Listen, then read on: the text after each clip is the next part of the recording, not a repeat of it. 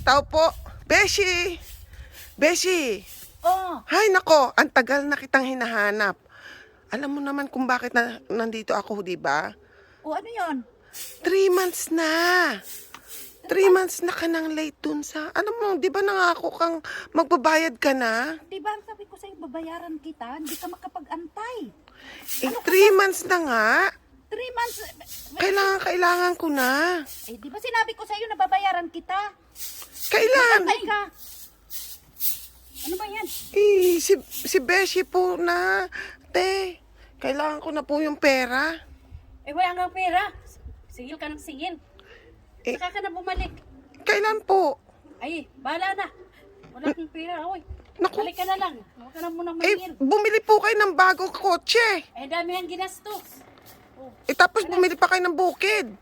ay, bumili pa nga kami ng dagat. Ano pa?